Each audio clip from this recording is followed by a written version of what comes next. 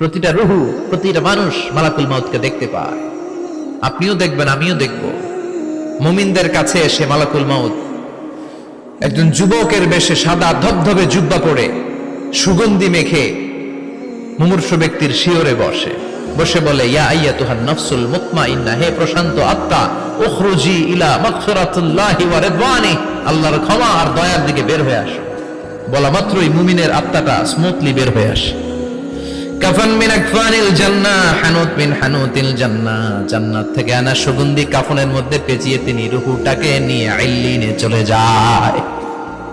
সরাসরি দেখে মালাকুল মাউতকে। আর যারা ইসলাম বিরোধী, কোরআন বিরোধী, তাদের সামনে এসে মালাকুল মাউত ত্রাস সৃষ্টি করে। আগে ধমক। হাইওয়েতে মাঝে মাঝে ডাকাতি হয় না? বাসগুলোর মধ্যে যখন ডাকাতি হয়, বাসে থাকে 50 জন, ডাকাত ঢুকে 5 জন। এই 5 জনের ভয়ে সবগুলো পেশাব করে দেয়, কারণ ত্রাস সৃষ্টি করে। এসেই চাইনিজ কুড়াল দিয়ে আগে কুবায় দেয় 4-5 জনের। রক্ত দেখে কি দেওয়ার সব আগে রেডি করে রাখে। মালাকুল মাউত এসে কাফের, নাস্তিক, মুশরিকদের সামনে সেরকম একটা ত্রাস সৃষ্টি করে। ভয়ে লোকটা কাঁপতে থাকে। ওর কাছে ভদ্র ভাষায় কথা বলে না, সুন্দর জামা পরে আসে না, কালো কুচকুচে চেহারা, ভয়ঙ্কর একটা রূপ নিয়ে, আকৃতি নিয়ে ইসলাম বিরোধীদের মাথার সামনে আসে।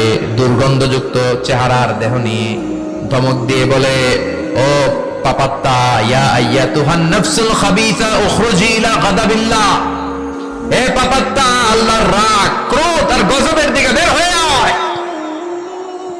মুমিনের আত্মা বলার সাথে সাথে যেমনি মুমিনের দেহ থেকে বের হয়ে জান্নাতি কাফনের ভেতরে ঢুকে, কাফেরদের আত্মাও কি এরকম তাড়াতাড়ি বেরোতে চায় নাকি? কাফেরদের আত্মা বেরোতে চায় না।